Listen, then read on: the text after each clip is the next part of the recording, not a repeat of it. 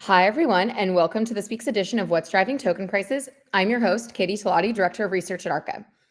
For those joining us for the first time, I'm responsible for identifying and analyzing digital asset and blockchain opportunities for Arca's funds.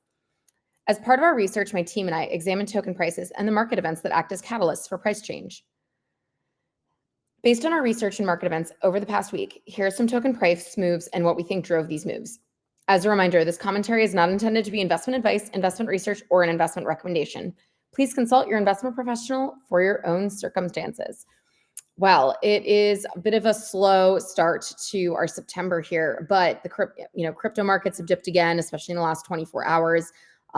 Pretty much following global markets, a lot of folks are starting to finally get scared as that we get close to the Fed meeting and potential rate cut of up to 50 basis points. We also saw the SEC has charged Gawa Trading with not abiding by the custody rule. So that has been that has been a big brouhaha on the space. And today, Uniswap actually settled with the CFTC. But we're going to talk about some specific tokens as always. So we will get into it. So first up, we're going to talk about PENAI. So yesterday, DeFi protocol PENAI was hacked, basically draining about 27 million in user funds. PENAI offers yield optimization strategies for DeFi and integrates other large protocols, specifically in this case, one called Pendle. So Pendle is a DeFi protocol that allows users to split the if they've got like a yield-bearing asset, say they've got staked ETH where they have their principal amount and they earn a stake, like a liquid portion of it, or sorry, a rewards portion of it. That rewards portion and that principal portion can be broken off and then separately traded. And there's a lot of strategies that can then be done to like optimize your yield based on splitting up those two assets. PENAI, however, is like an yield optimizer or aggregator, kind of like Yearn Finance, if you're familiar with that, that sits on top of Pendle and allows users to just like go to one place, deposit their assets, and just a little bit more plug and play. So that's kind of how PENAI works. Before and users can go in there, they can stake, they can farm, provide liquidity, and maximize whatever yield they've got. So before the hack, the protocol had about 127 million in TVL. And now has roughly 90 million in TVL kind of following that hack. And then, of course, the consequential withdrawal of user funds. The contracts on PENAI remain paused as the team investigates the exploit. Pendle, however, not affected in this hack. The token basically the PNP token basically flash crashed yesterday and is down 28% now for the week. All right, next we will talk about MATIC. So layer 2 protocol MATIC, Polygon yesterday started to see some major changes for its token MATIC as they're basically migrating to a new token called POL or POL. The upgrade process began early this morning, and POL will now be the native gas token and staking token for Polygon going forward. The other big change is that the POL token is going to inflate at 2% per year to pay for staking and community treasury. The MATIC token had a fixed supply. It was mostly issued. And so the Polygon team basically had to add in this inflation in order to fund their treasury and to fund staking rewards. So they're also planning to upgrade the protocol near the end of the month via a hard fork, and that should introduce some other technical improvements and officially change the ticker from MATIC to POL.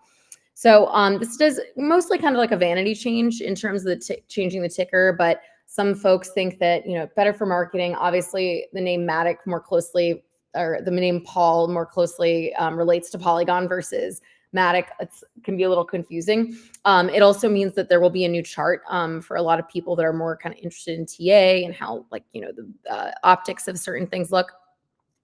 However, despite these changes, MATIC is now down 13% for the week. Okay, so next we're going to talk about ZK Sync.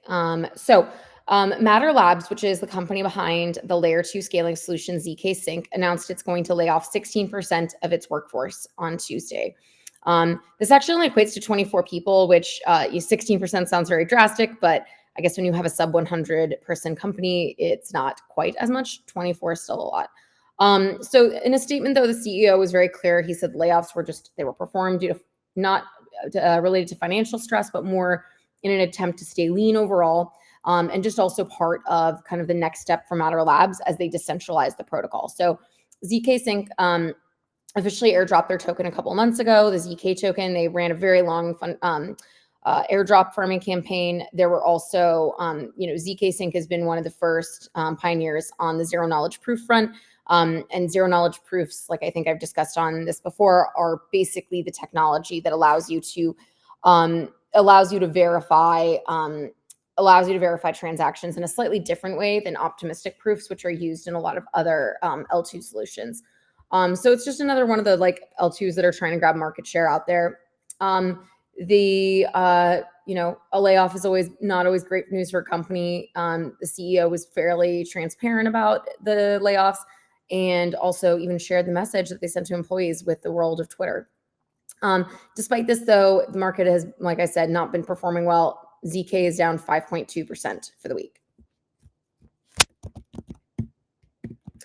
All right, last up, we'll talk about Safe. So Web3 Wallet Safe released their first monetization proposal, basically proposing that they use fees from their in-wallet DEX aggregator, which will automatically buy Safe tokens on the market and add them to the treasury. So Safe is a multi-sig wallet, which basically means that you need several pieces, like people to hold, Safe Wallet is a smart contract wallet, not a multi-sig wallet. But what that means is that it takes a little bit more setup, a little more gas intensity, but it's super secure.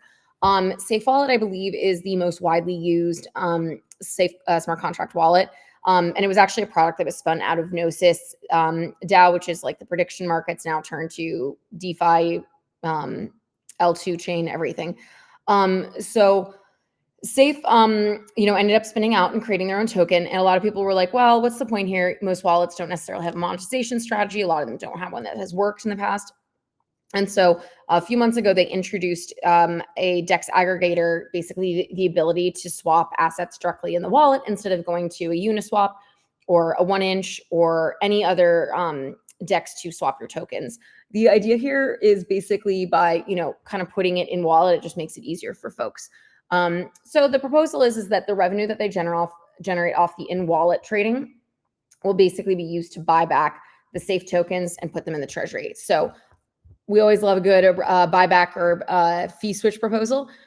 This one is probably going to, we'll see how we aren't totally sure if this one will be super useful, just because, most people who use Safe Wallet are crypto native. They're not necessarily like users of MetaMask as well. MetaMask is a little bit more user friendly. Pretty much everyone uses it, or Coinbase Wallet, for example. And so we think that potentially people may be less likely to use the DEX aggregator feature just because they charge that extra fee, and people don't like to pay fees, as we know. So we'll see. We'll have to see kind of like what we don't think it'll have maybe that big an impact on Safe's revenues.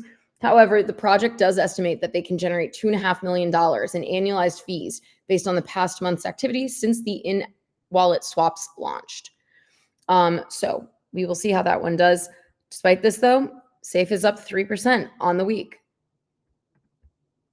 All right, that's all I have for you guys this week. I hope you enjoyed our insights. Tune in here again next Wednesday at 1 p.m. Pacific to hear what's driving